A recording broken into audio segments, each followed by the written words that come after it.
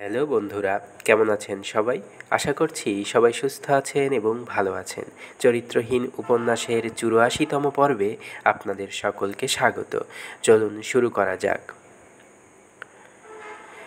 আর বাড়িউলি দোরগোড়ায় বসিয়া তাস্বরে অবিশ্রান্ত ঘোষণা করিতে লাগিল, সে এই কাজে চুল পাকাইয়া ফেলিল বটে, কিন্তু এখনও এত নষ্টামি এত ঢং শিখিতে পারে নাই।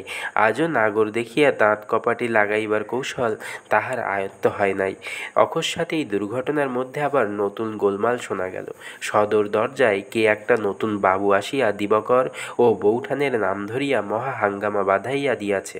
খবর আসিল, চাকরটার কাছে বাড়িউলি আগন্তুকবাবুর সবিশেষ পরিচয় গ্রহণ করিতে করিতেই এক দীর্ঘাকায় পুরুষ প্রকাণ্ড একটা চামড়ার ব্যাগ বাম হস্তে স্বচ্ছন্দে বহন করিয়া লইয়া সম্মুখে আসিয়া গভীর কণ্ঠে ডাক দিল, বৌঠান।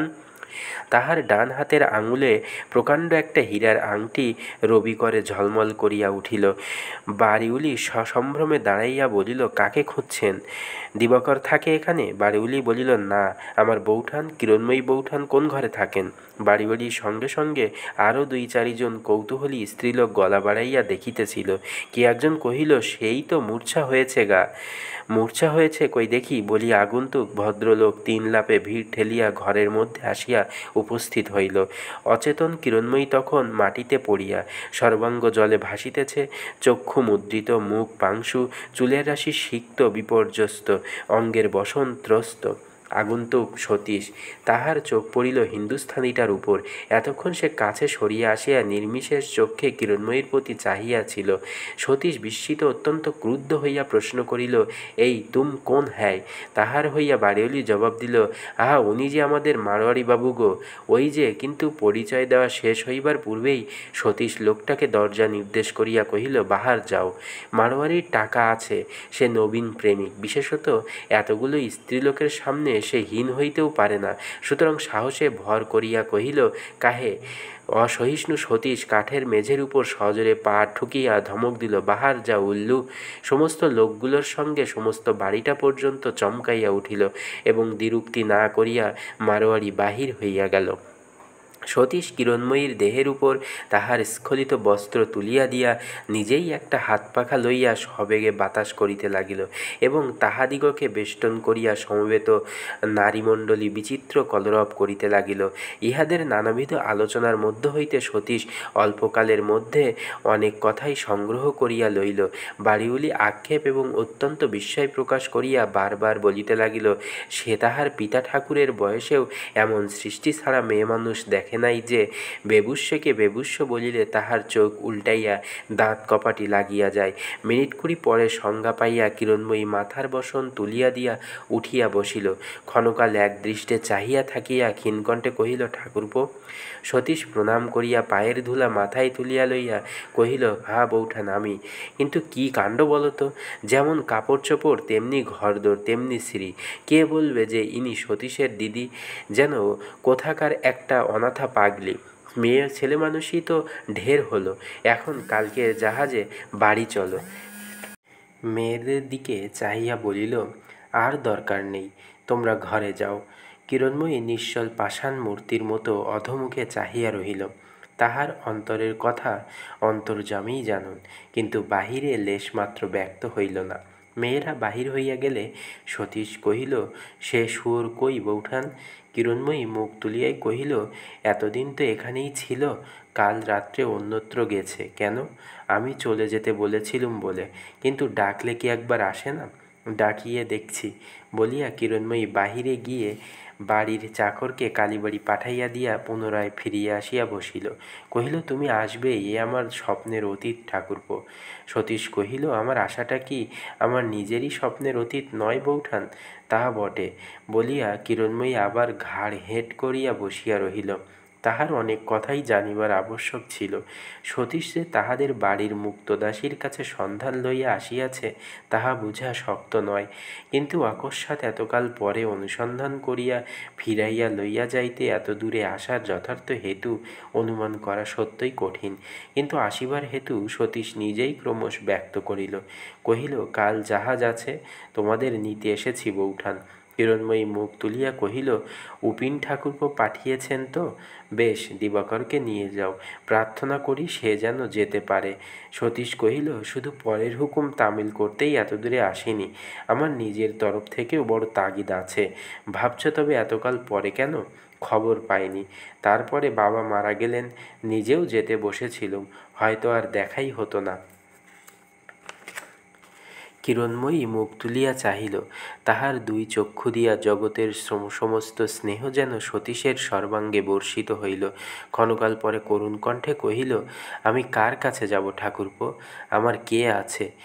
আমার কাছে যাবে বৌঠান, আমি আছি, কিন্তু আমাকে আশ্রয় দেওয়া কি ভালো হবে?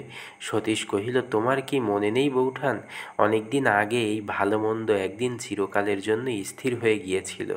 যেদিন ছোট ভাই বলে আমাকে ডেকেছিলে, অন্যায় যদি কিছু করে থাকো তার জবাব দেবে তুমি, কিন্তু আমার জবাবদিহি এই যে আমি ছোট ভাই, তোমাকে বিচার করার ক্ষমতা বা অধিকার কোনোটাই আমার নেই।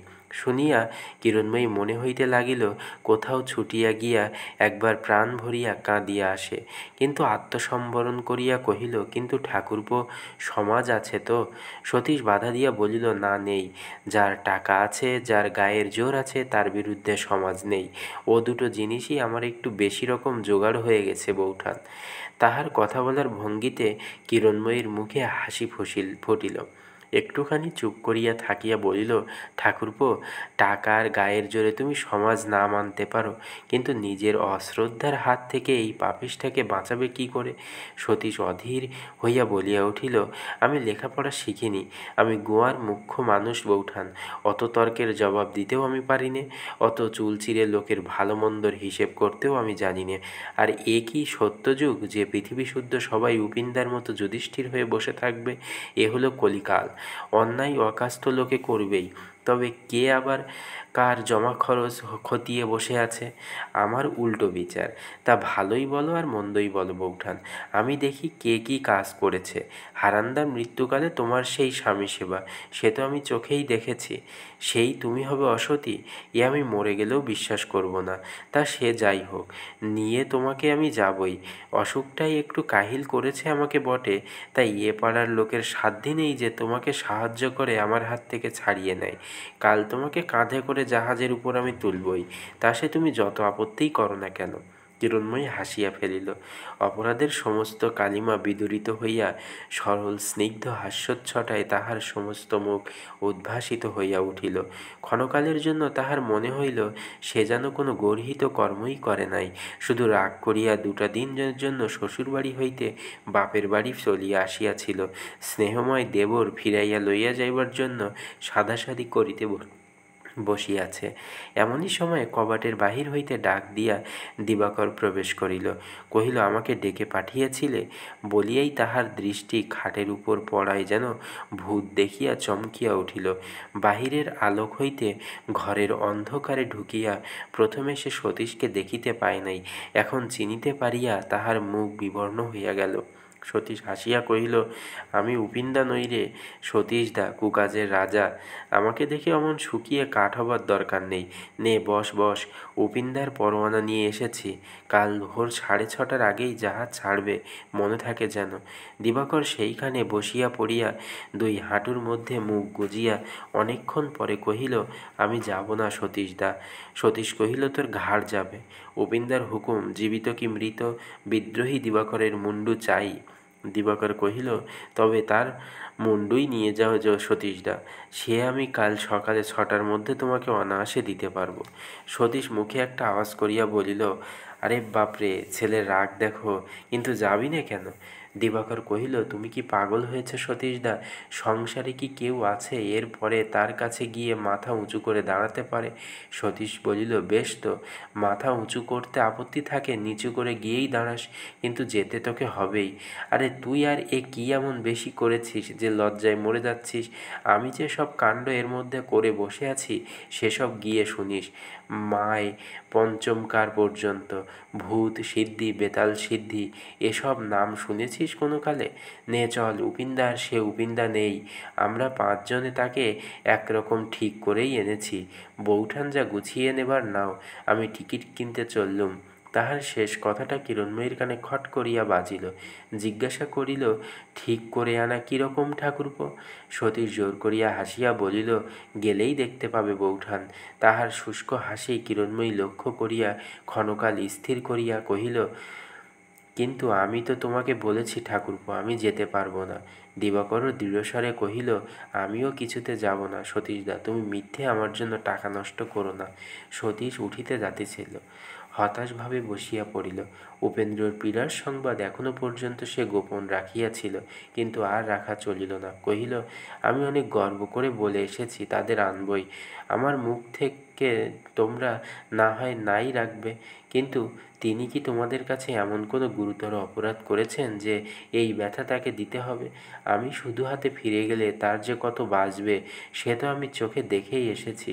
দিবাকর, এত অধর্ম করিস নে রে, তোকে দেখবার জন্যই তার প্রাণটা এখনো আটকে রয়েছে, নইলে অনেক আগেই যেত। উভয় শ্রোতাই একসঙ্গে অস্ফুট চিৎকার করিয়া উঠিল। সতীশ কহিতে লাগিল, এই মাঘের শেষে যক্ষারোগে পৌষ বৌঠান যখন স্বর্গে গেলেন তখনই বোঝা গেল উপিনদাও চললেন, কিন্তু তার যাবার তাড়া যে এত ছিল সে কেউ আমরা টেরও পাইনি। চিরকালই কম কথা কন। স্বর্গের রথ একেবারে দোরগোড়ায় এসে হাজির না হওয়া পর্যন্ত একটা খবরও দিলেন না যে তার সমস্তই প্রস্তুত। তোর ভয় নেই রে দিবাকর, নির্ভয়ে চল। আমাদের সে উপিনদা আর নেই, এখন সহস্র অপরাধেও আর অপরাধ নেন না, শুধু মুচকে হাসে। ছি ছি, ওই ধুলোবালির উপর ওখানে অমন করে শুয়ে না বৌঠান। আচ্ছা, আমরা বাইরে যাচ্ছি, তুমি একটু শোও, উঠো না যেন। বলিয়া তাড়াতাড়ি উঠিয়া আসিয়া সতীশ পায়ের উপর একটু ঠেলা দিয়াই বুঝিল কিরণময়ী সংজ্ঞা হারাইয়া লুটাইয়া পড়িয়াছে, ইচ্ছা করিয়া ভূসজ্জা গ্রহণ করে নাই। সতীশ এবং দিবাকর উভয়ই পরস্পরের মুখের প্রতি চাহিয়া স্তব্ধ হইয়া দাঁড়াইয়া রহিল। মুহূর্ত কয়েক পরে সতীশ ধীরে ধীরে কহিল, ঠিক এই ভয়েই আমার ছিল দিবাকর, আমি জানতুম এ খবর উনি সইতে পারবেন না। দিবাকর চকিত হইয়া সতীশের মুখের প্রতি চাহিল। সতীশ বিস্মন্ন হইয়া বলিল, এতদিন এত কাছে থেকেও কি তুই এ কথা টের পাসনি দিবা? আমার ভয় হয় বুঝি বা বৌঠানকে আমি মেরে ফেলতেই নিয়ে যাচ্ছি। বন্ধুরা, আজ এই পর্যন্ত। পরবর্তী পর্ব আপনাদের জন্য আগামী দিন নিয়ে আসব। ততক্ষণ পর্যন্ত সবাই সুস্থ থাকবেন, ভালো থাকবেন। ধন্যবাদ সকলকে। শুভ সন্ধ্যা।